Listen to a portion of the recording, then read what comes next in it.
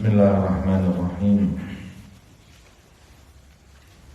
Qala al-mu'allif radhiyallahu ta'ala anhu wa nafa'ana Allahu bi 'ulumihi fid dharain amin.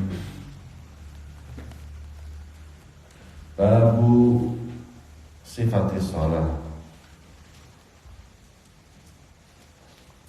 Bab sifat itu artinya kaifiyat. Bab cara sholat, kalau di kitab lain disebut dengan arkanus sholat.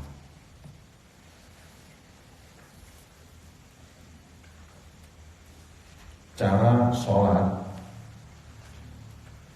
baik nanti ada wajib, sunnah dan yang lain-lain, dibagi oleh ulama menjadi tiga, yakni ma yata'allaq bi ma qabla shalah, ma yata'allaq bi dhatis shalah, wa ma yata'allaq fi ma ba'da shalah. Apa saja yang disunnahkan, bahkan diwajibkan sebelum sholat. Kemudian apa yang diwajibkan, bahkan rukun daripada sholat, dan ada yang disunnahkan setelah sholat, apa saja.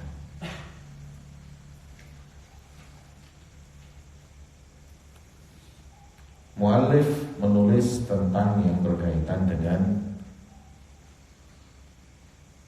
sebelum sholat. Yundabu an yaquma laha ba'da faraghil iqamah. Disunnahkan untuk berdiri ketika seorang sudah di masjid, di musola, sudah adzan, kemudian qomat. Setelah qomat itu selesai, disunnahkan dia berdiri. Jadi sunnah berdirinya itu bukan pas qomat, tapi ba'dal iqamah. Ba'dal iqamah. Ada pendapat lain yang mengatakan ketika lafaz qad qamati shalah. Itu pendapat lain, tapi mu'tamad ba'da faraghis shalah. Tapi Habib Umar pernah menyampaikan, itu kalau apabila masjid tempat sholatnya, musolanya kecil. Tapi kalau dia itu masjid besar, disunnahkan berdiri min bidayatil iqamah. Jadi kayak contohnya umpama di Masjidil Haram, besar itu masjid. Nah, kalau ente berdirinya pas masuk duduk di masjid, terus berdirinya nunggu selesai qomat, ya akhirnya ketinggalan satu rakaat bisa-bisa. Makanya kata Habib Umar, yang disunnahkan untuk berdiri setelah selesai iqamah itu kalau musola masjid yang kecil lah. Tapi kayak masjid besar, kayak Masjid Nur yang di belakang qomat, Allahu Akbar, berdiri langsung. Tapi kalau di masjid kayak gini, kayak masjidnya pondok, masjid 10 kali 10, 20 kali 20, itu begitu selesai qomat, la ilaha illallah, baru berdiri semua jemaah. Itu paling afdol. Kemudian lau ta'arada baina shafil awal wal qiyam ba'da faraghil iqamah, aina quddim. Ustaz, saya kalau nunggu qomat selesai baru berdiri, saya nggak dapat shaf pertama. Tapi kalau apabila bidayatil iqamah, mulai qomat saya sudah berdiri, saya bisa dapat shaf awal. Mana yang lebih afdol? Berdiri di awal iqamah dapat shaf awal, berdiri di akhir iqamah mendapat shaf yang bukan awal, 2, 3 atau 4. Sahibul Busyrul Karim, beliau mengatakan, fa in ta'arada bainahuma quddima faraghil iqamah. Jadi walaupun tak dapat soft awal tidak apa-apa. Yang penting berdiri di waktu selesai persis daripada iqamah. Wa yundab as-saful awal, dan disunahkan. Makanya pertama al-qiyam pada faraghil iqamah, sunnah yang kedua saful awal. Disunahkan kita itu kalau sholat ya, untuk berupaya mendapat shaf yang pertama. Ya, shaf yang pertama ini diupayakan. Kita ini kadang-kadang kalau lihat bola shafnya pertama, bayar lagi. Kalau kita sholat nggak pernah shaf yang pertama. Kadang-kadang ada di pondok ini ada orang yang nggak waras, lebih dari corona itu. Apa itu? Dia itu di depannya ada shaf kosong, dia nggak mau maju, orang lain juga. Ini perlu diperiksakan di jiwanya orang ini. Shaf yang lebih depan pahalanya semakin besar. Dia nggak mau maju dikasih ke orang. Apa ruginya di shaf pertama dibanding shaf kedua ini apa? Kalau di masjid luar mungkin dia seperti itu supaya cepat keluar. Lah kalau ente apa? Sama aja keluarnya ya bareng. Aneh. Bahkan kata ulama, kalau kita sudah di shaf pertama, siapapun yang datang, mau itu alim, mau itu wali Allah bahkan, untuk mendapat shaf pertama jangan mundur nanti. Tetap di shaf pertama. La itsara fil qurbah. Karena ada kaidah yang mengatakan kita tidak boleh mendahulukan orang lain kalau urusan qurbah. Bolehlah untuk gurunya ta'adduban ya. Tapi kalau itu dilakukan terus, makanya guru kasih tempat di shaf pertama, dikasih tempat. Jadi kalau datang tinggal masuk. Tapi kalau kita sudah di shaf pertama terus mundur gara-gara orang lain, itu menunjukkan ente nggak punya ilmu. Jangan pernah mundur kalau sudah di shaf pertama, kecuali Imam Mahdi turun. Mahdi jangan, Imam Mahdi. Imam Mahdi turun, baru mungkin ente turun dari shaf pertama. Atau mungkin guru ente yang guru besar, Habib Umar, Habib Zain bin Smith, untuk yakni ta'adduban. Tapi mestinya dalam segi fikih siapapun, kalau sudah kita di shaf yang pertama atau yang kedua, jangan mundur karena siapapun. La itsara fil qurbah.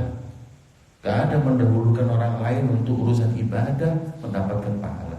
Ayo coba anak mau tanya, kalau umpama ente dikasih malaikat uang, shaf pertama ini di masjid ini, shaf pertama 10 juta, shaf kedua 5 juta, shaf ketiga 1 juta, shaf keempat tak dapat, shaf kelima kamplong di malaikat itu. Ya.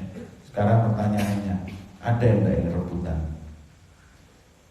Sholat Jumat itu jam 11:30, ente jam 9 sudah di situ, 10 juta. Itu cuma shaf pertama, mandi jam 8, jam 9 udah siap demi 10 juta. Nah, kan bukannya itu pahalanya seperti itu.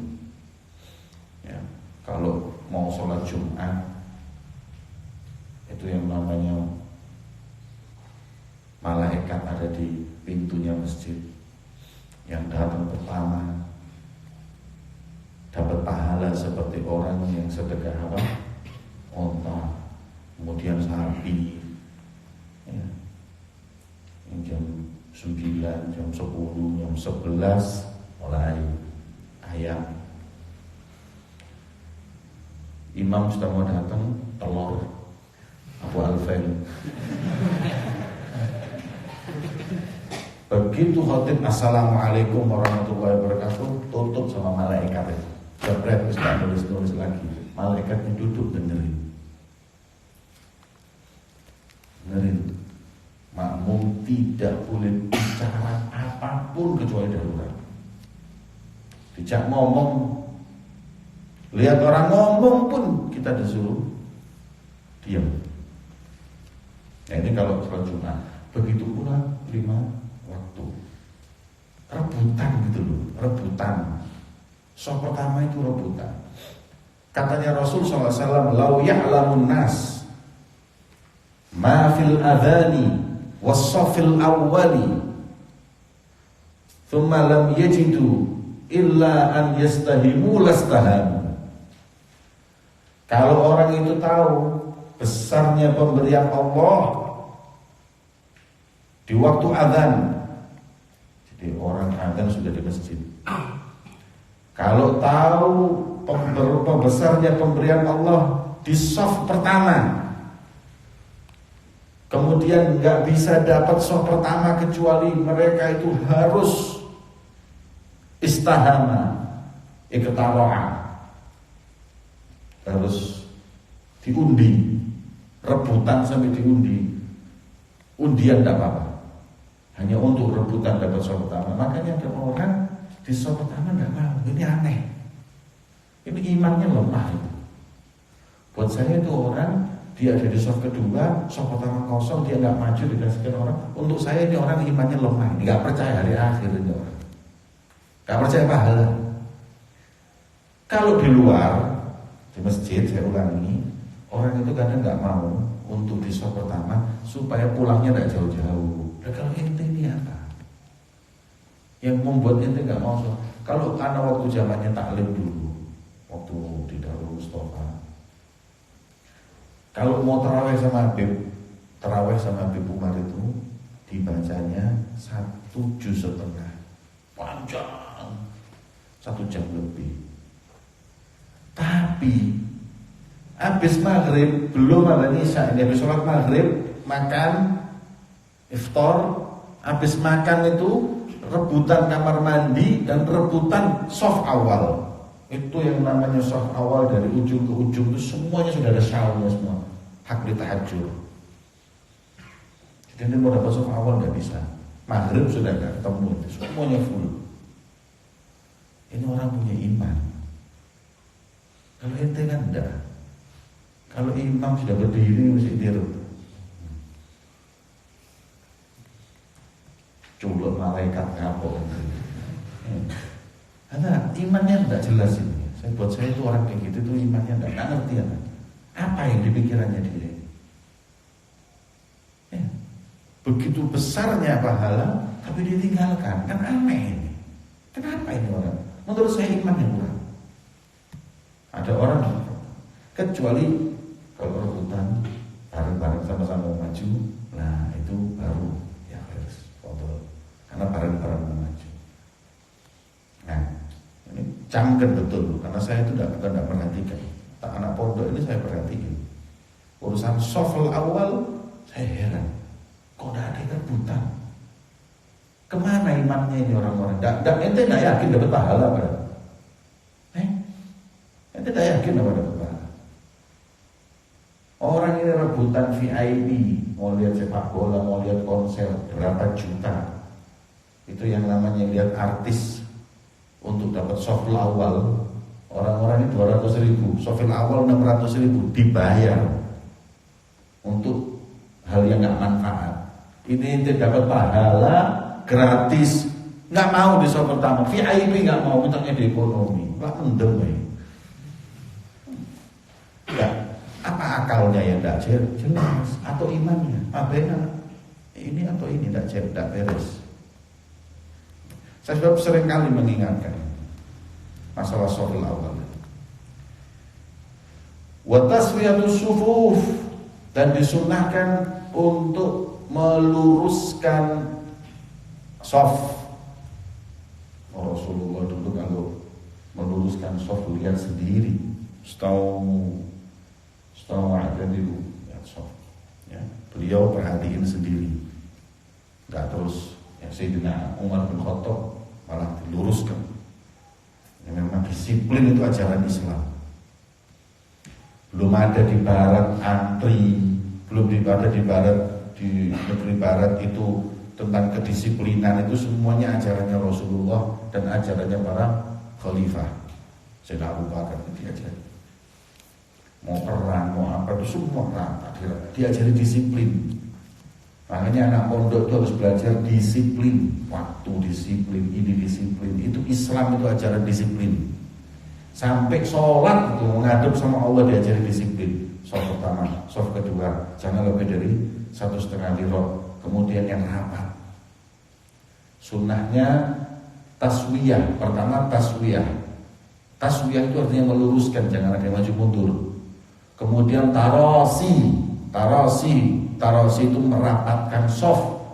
Arti merapatkan shaf, jangan sampai ada orang yang bisa masuk di antara orang yang berdiri. Jadi umpama ya, luruskan shafnya, ya, tarasi, rapatkan. Tapi makna rapatkan itu bi'an la yajid furjah, hingga tidak ada orang yang bisa masuk untuk sholat. Jadi rapat ini kaki, ini kaki, ini rapat. Ini apa? Apa? Tumit, ini kaki. Nah, ini namanya rapat. Enggak, bukan juga tarasi, bukan ini tumit seperti ini. Tarasi itu artinya rapatkan. Ini sudah rapat. Kalau begini, ini nggak rapat. Antara kaki orang dengan kaki orang seperti ini nggak rapat, karena ini bisa masuk orang nanti. Segini ini sudah rapat, segini rapat. Kalau segini, ini namanya bukan rapat, injek-injekan ini. Ya, Rasulullah mengatakan, "Istaw wa tarasu." Ya, luruskan dan rapatkan. Luruskan dan rapatkan, bukan meluruskan dan injek-injeklah kalian. Kalau menginjak antara ibu, bukan ibu jari, jentik itu bahasa Indonesianya apa? Kelingking kaki dengan kelingking kaki nempel, ya, itu malah yudhib khusyu'as shalah.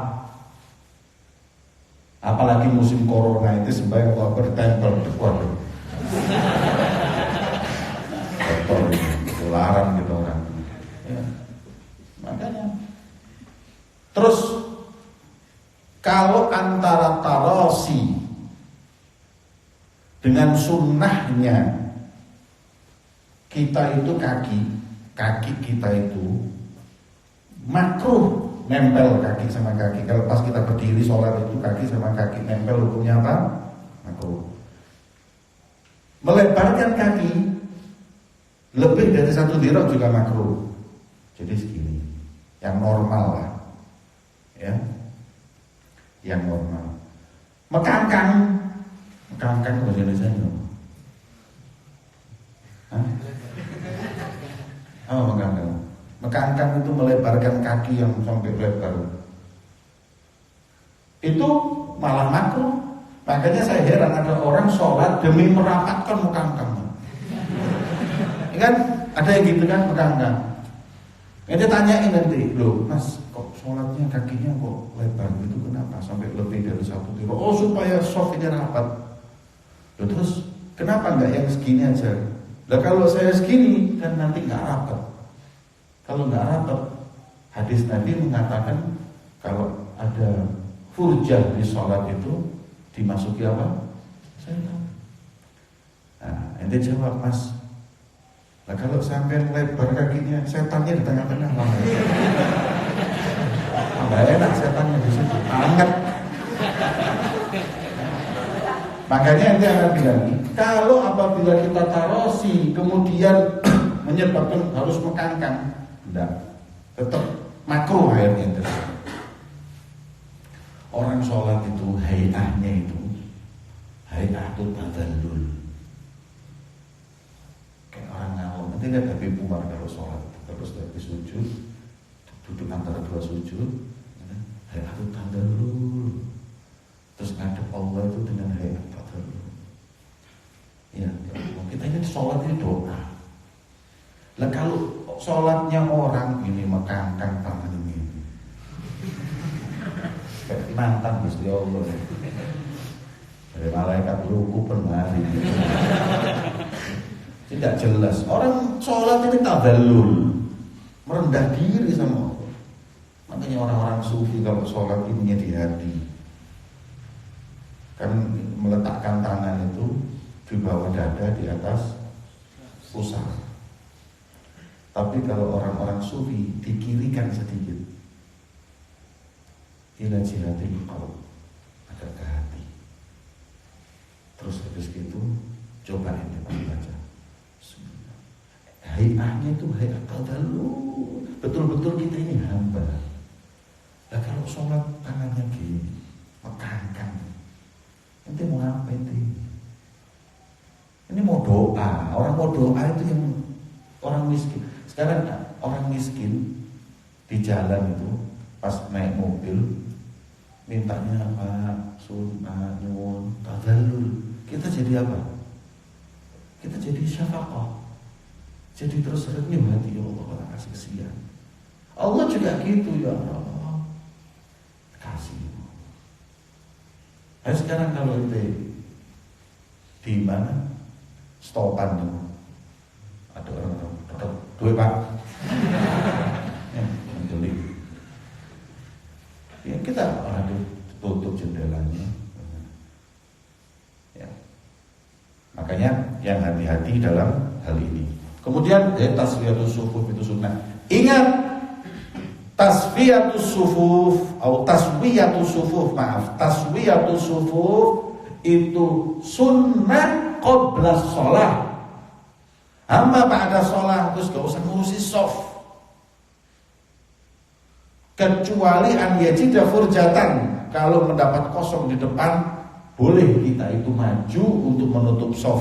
Tapi kalau sudah sholat ngurusi sof itu ketika belum takbiratul ihram, belum Allahu Akbar, ngurusi sof. Kalau sudah Allahu Akbar sudah nggak usah ngurusi sof.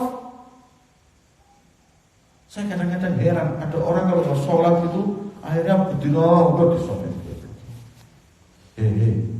Ente sudah masuk sekarang bahrullah, di lautan khusyuknya Allah ente. Ada apa masih ngurusi sof ini?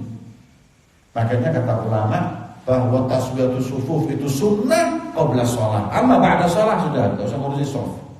Kecuali furjah. Jadi ente kalau ngurusi sof, akhirnya sholat ente enggak sama Allah ngurusi sof. Ini gerak jalan apa sholat ente? Ya. Kalau orang gerak jalan itu ngurusi terus, dilihatin terus supaya rapi. Ini enggak, ini pertamanya aja sof lurus. Setelah itu wis kita masuk ya, ke pintu ampunan Allah, rahmat Allah dalam sholat. Ya, ente bahkan nggak perlu tahu siapa kanan dan kiri. Katanya ulama, orang sholat kalau tahu siapa di kanannya, siapa kirinya berarti nggak khusyuk.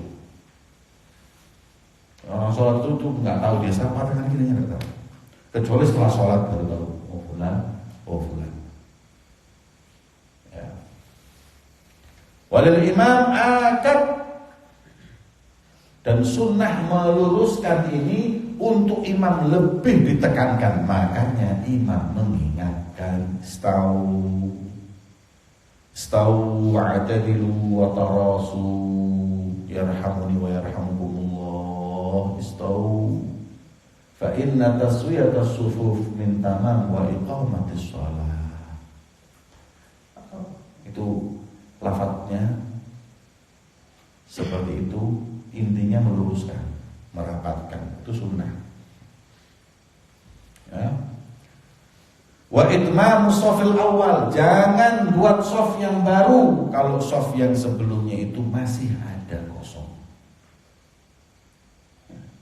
Dan afdalnya untuk mengisi yang kanan. Setelah kanan selesai, baru yang kiri, baru tengah, kanan. Ya, jangan buat soft baru. Kalau soft pertama itu masih ada. Kemudian wa jihatu yaminil imam afdal. Pilihlah. Jadi di antara shaf awal ini mana yang paling afdal? Belakang imam, kanan, kiri. Ya. Tapi tetap yang di belakang imam tapi shaf kedua dengan yang shaf pertama tapi jauh afdal shaf pertama. Ya. Shaf awal ini nggak ada duanya. Ya, kemudian tsumma yanwi bi qalbi. Selesai. Bab apa itu? Apa yang disunahkan sebelum sholat? Sebelum sholat itu. Ada tambahan diantaranya kalau kita sholat kita itu kan yang penting khusyuk, maka untuk mengkhusyukkan ada tambahan baca surat An-Nas. Ya, itu tidak salah min a'mal lagi Ahmad bin Asal Atos untuk ngilangin was-was.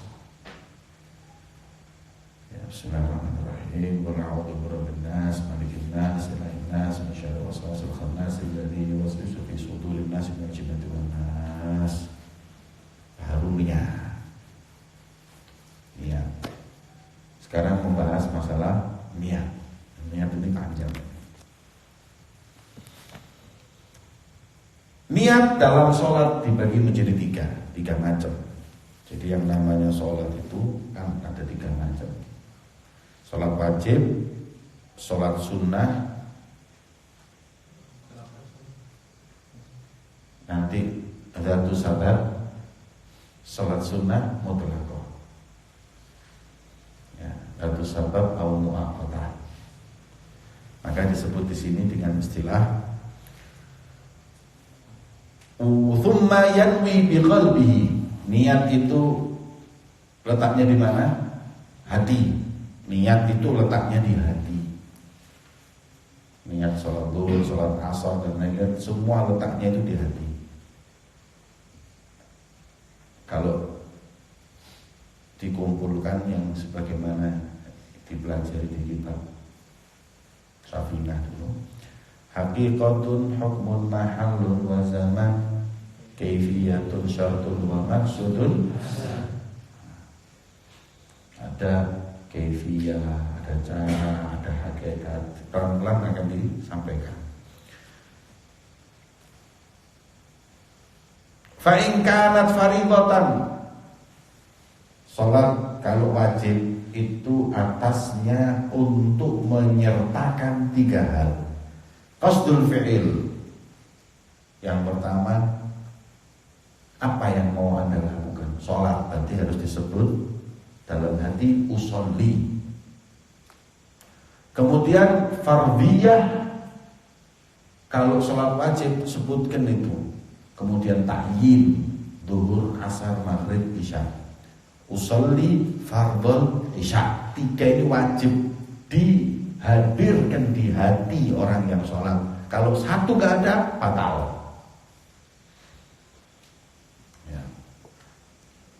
Umpama mau sholat zuhur, usolli fardhu dhuhri, Allahu Akbar. Kalimat usolli fardhu dhuhri itu disunnahkan untuk talafut sebelum takbir supaya mudah menyebutkan kalimat usolli fardhu dhuhri di tengah-tengah takbiratul ihram, karena niat itu letaknya di tengah-tengah takbiratul ihram.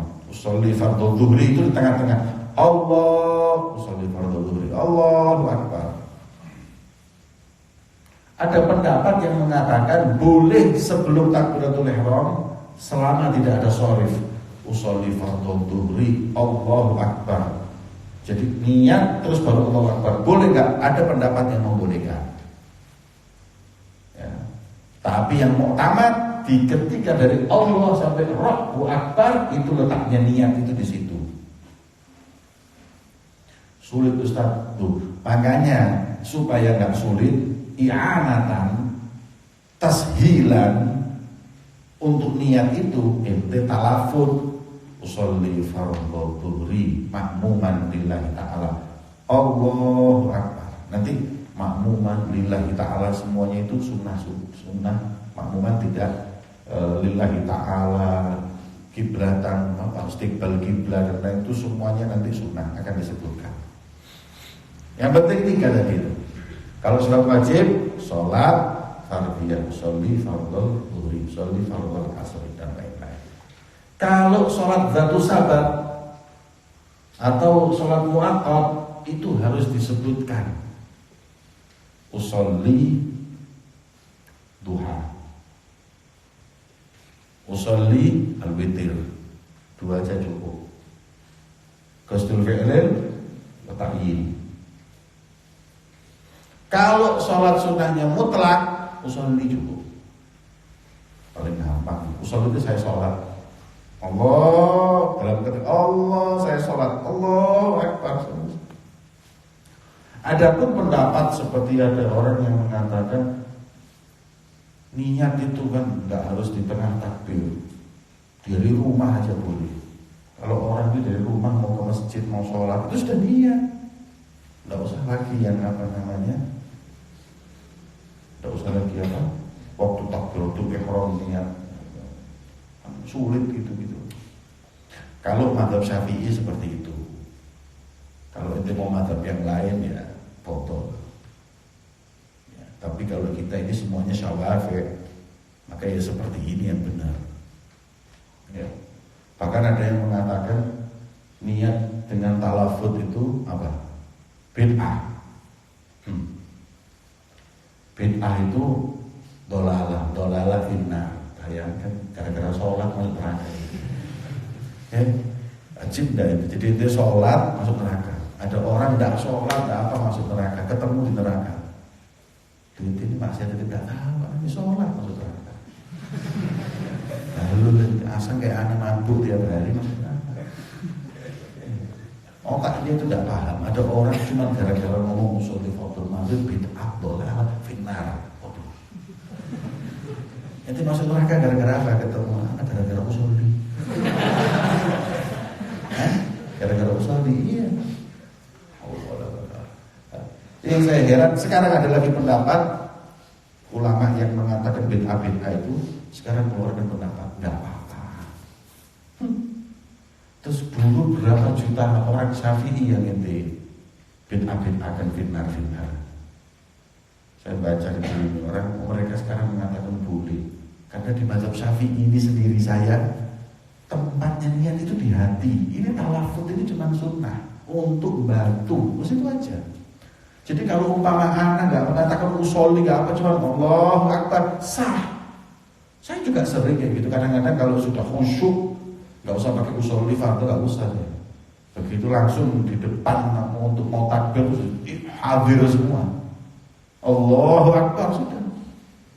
Tapi ketika saya agak sedikit gelambiar, baru usolli fardhu isya'i. Allahu Akbar baru. Ketika lagi tidak khusyuk sama Allah. Tapi kalau udah khusyuk nggak perlu sholat fardhu, langsung aja. Ya.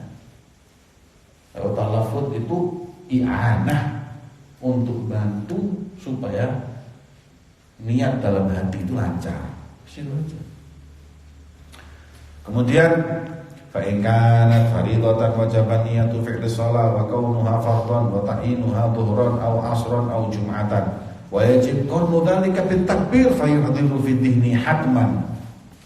Khusyuk dalam sholat itu hukumnya apa? Apakah wajib? Menurut Imam Ghazali, khusyuk itu wajib. Jadi sholat ngelamun haram. Untung itu bukan Imam Ghazali.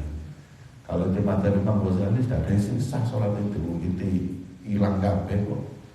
Kalau sudah sholat itu barang hilang ketemu kabeh kok. Jadi Ghazali itu mengatakan, dan Imam Malik juga seperti itu. Kalau Imam Syafi'i wajib yang khusyuk di takbiratul ihram niat. Karena itu tempatnya niat. Itu wajib yang khusyuk, nggak mikirkan apapun. Setelah itu khusyuk sunnah. Ya, khusyuk sunnah. Maka bukan berarti nggak wajib terus kita nggak khusyuk, nggak apa-apa. Ya sayang lah. Kalau kualitas kita punya sholat itu di khusyuk. Ya. Kemudian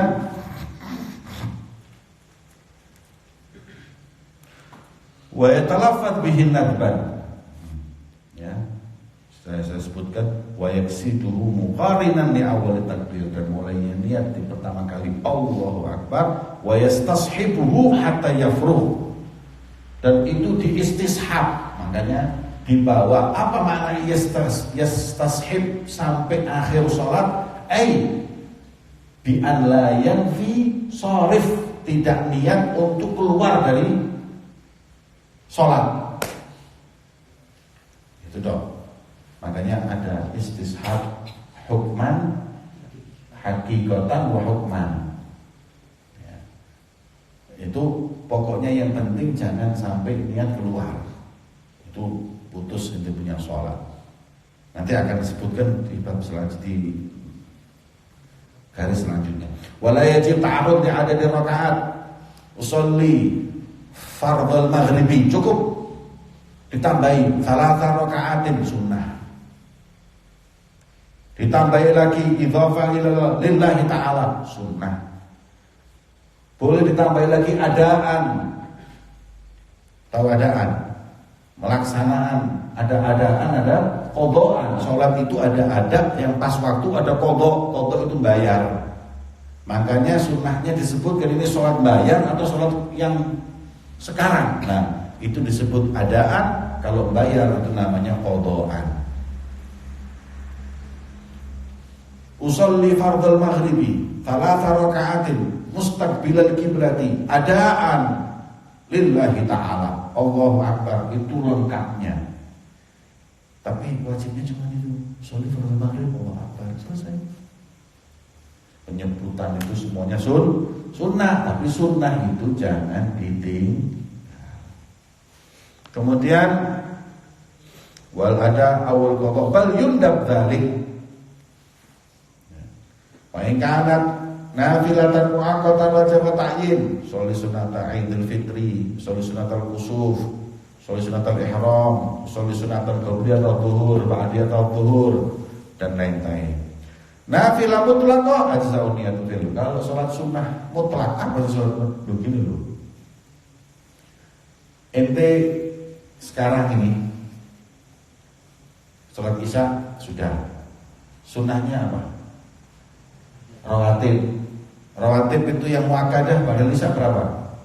2. Yang tidak muakkadah 4. Terus habis itu sunnah apa lagi nih? Malam ini sholat witir berapa? 11. Mau 8 sekarang, 3 nanti, terserah. Anggap 11 semuanya. Sudah semuanya. Tapi masih seping sholat. Sholat apa lagi nih? Sholat jenazah. Sholat apa lagi?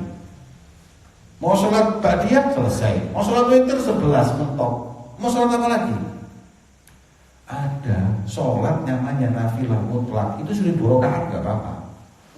Usolli Allahu Akbar, sholli sunnah Allahu Akbar, sholli sunnah Allahu Akbar. 2 rakaat, 2 rakaat, 2 rakaat, 2 rakaat. Terus sampai 1000 gak apa-apa.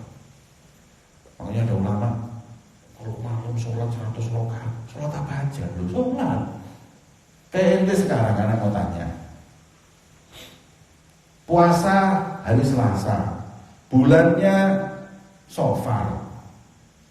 Ini mau puasa apa ini? Ya tidak ada, mau puasa aja, tidak apa-apa. Namanya puasa mutlak, puasa yang tanpa ada kaitan. Sholat juga begitu. Sholat sunnah 2 rakaat tanpa ada kaitan dengan apapun boleh. Paham? Nah di situ itu cuma usolli Allah. Falau syakka ba'da takbir fin niyah au fi syartin niyah fayumsik. Barang siapa yang ragu-ragunya datang, saya tadi sudah niat apa belum ya? Tengah-tengah sholat mikir, anak harus niat apa dulu? Anak sudah niat, aneh itu. Tapi kalau makan nggak mungkin lupa, anak sudah lupa, anak sudah minum. Tapi kalau sholat, tengah-tengah sholat lupa. Tadi sudah niat apa belum ya? Atau fi syartin niyah, dia lupa satu niat, fayumsik, kemudian dia itu yumsik, tahan. Fa in dzakaraha qabla fi'li ruknin wa qasura al-faslu lam tabtul. Kalau ingat, oh ya sudah, teruskan sholat. Syaratnya qasrul fasl, enggak terlalu lama mengingatnya dan belum ke rukun yang selanjutnya. Umpama dia ragunya di rukuk, itu di rukuk. Kalau dia langsung tinggal, berarti sudah pindah, batal sholatnya. Atau ketika dia itu ingat di rakaat kedua atau rakaat ketiga, pas dalam keadaan berdiri, ingat, ini tadi sudah niat apa belum ya? Ingat-ingat setengah jam dah iling-iling. Waduh. Batal sholatnya. Loh kenapa? Syaratnya qasrul fasl. Terlalu lama ingat-ingatnya. Sebentar, imbanan sholat dulu. Ya ini harus teruskan sholatnya. Kemudian, au ba'da rukni qaulin au fi'lin batalat. Selesai. Walau qata'an niyata aw azama ala qat'iha aw syakka hal qata'aha aw nawa fi rak'atil ula qat'aha fi thaniyah aw 'allaqa al-khurud bima yujad fi shalah yaqinan aw tawahuman kadukhuli zaid batalat fil hal. Salat itu tidak boleh niat untuk diputus. Barang siapa yang memutusnya, saya putus salat saya, putus. Barang siapa azam ala qat'iha, anak kepingin putus. Enaknya tak putus apa enggak ya? Putus. Anak nanti rakaat 1 ini tak sholat, tapi rakaat kedua anak mau batalkan. Batal. Sekarang batal. Karena sudah ada niat memutus sholat, putus waktu itu. Atau ditaklik, kalau Z datang anak batalin. Walaupun Z gak datang, batal sholatnya. Paham? Jadi niat, makanya karena istishab tadi itu. Pokoknya jangan sampai intian bima yunafi, membawa sesuatu yang menafikan niat. Apa itu? Niat keluar, niat batalin sholat, batal. Walaupun belum. Kalau apabila ya, ada suara ini lagi saya batalin. Walaupun gak ada suara, batal. Loh kan anak, saya kan tadi bilang kalau ini sudah mengatakan seperti itu batal. Wallahu a'lam bishawab. Sirrul Fatihah.